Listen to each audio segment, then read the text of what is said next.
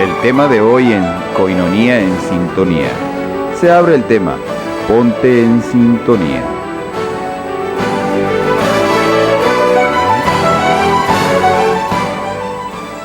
Una excelente noche, queridos hermanos y hermanas. Gracias por estar con nosotros. Como siempre, agradezco a nuestra conductora y productora Lulú Calzada y a todo el equipo de Staff y a ustedes principalmente que nos escuchan a esta hora de la noche. Vamos con este editorial de hoy que le he titulado En camino hacia el sínodo de las familias.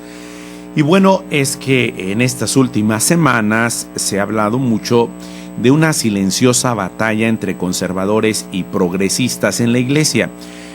Les soy sincero, no me gusta utilizar tanto que si son conservadores, que si progresistas, que si derecha, que si izquierda, que si rojos, que si blancos, que si a favor, que si en contra. Más bien la cuestión aquí es qué aporta y qué se aporta a la reflexión y al diálogo del próximo sínodo de las familias, más si de dónde se venga o cuál postura se tenga para esto. Sin embargo, esto ya ahora empieza un poco a entrar con más fuerza, sobre todo en el ámbito mediático. Recordemos el año pasado, cuando inicia la primera fase del sínodo de las familias, pues los medios ya estuvieron presentes y no va a ser la excepción que en esta ocasión ya estén, incluso ya está lo que la semana pasada también el Papa habló sobre los divorciados vueltos a casar. Han seguido de cerca esto, viene el Congreso Mundial de las Familias en septiembre en Filadelfia y bueno, en octubre será la segunda parte del sínodo de la familia y van a ser temas que van a estar y que son importantes darles un seguimiento y una hilación.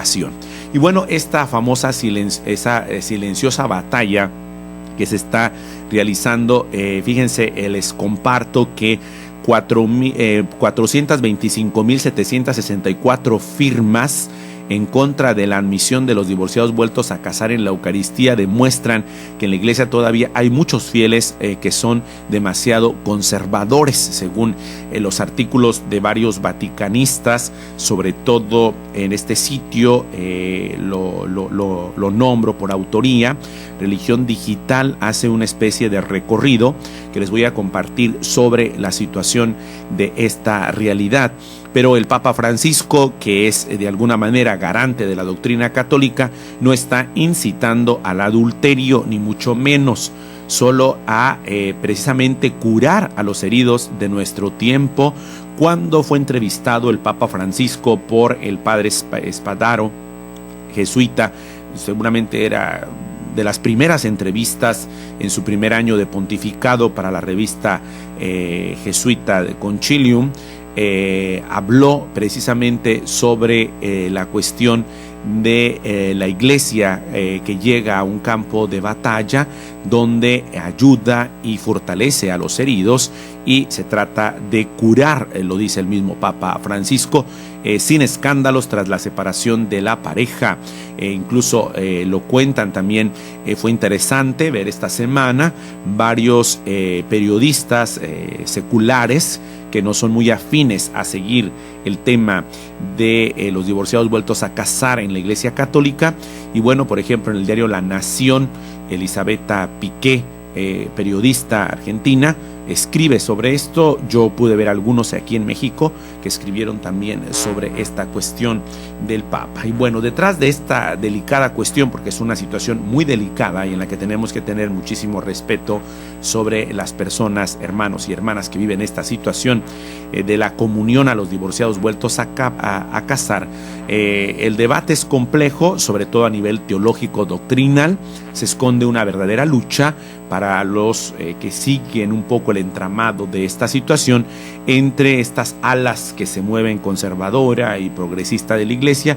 Insisto, no estoy muy de acuerdo en estos términos, pero lo haría más desde escuelas teológicas, hablaría de escuelas teológicas, de perspectivas sobre interpretación de la doctrina, sobre propuestas diversas pastoralmente que no pueden ser muy afines, pero que están presentes. Bueno, la primera cuestión con el Papa Francisco, que insiste en el concepto de misericordia, puede cambiar la doctrina católica tradicional. La segunda aspira a un cambio de actitud pastoral más inclusiva, ya sea agilizar los procesos de nulidad matrimonial o analizar caso por caso y eventualmente recorrer un camino penitencial y de reconciliación, propuesta realizada por el cardenal alemán y teólogo Walter Kasper. Entonces estamos ya aquí viendo dos.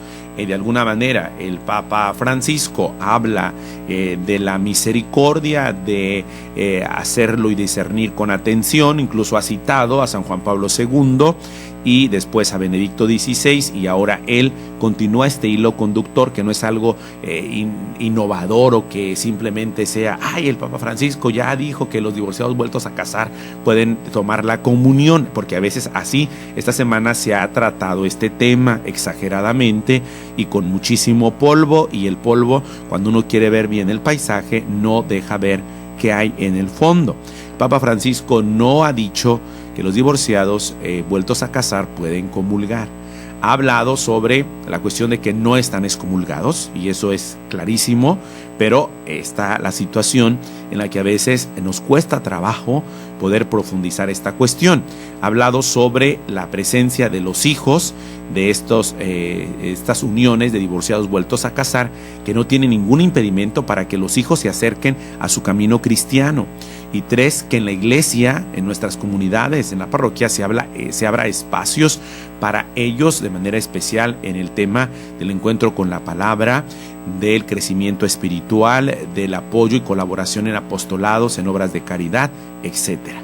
Y bueno, está otro grupo liderados, según los especialistas, por el prefecto de la Congregación para la Doctrina de la Fe, el teólogo y cardenal alemán Gerhard Müller. Los conservadores consideran que con el sínodo de los obispos del año pasado, la primera parte de un proceso que culminará con el sínodo en el próximo mes de octubre, se abrió una peligrosa caja de Pandoras para ellos, pues seguramente, ¿no?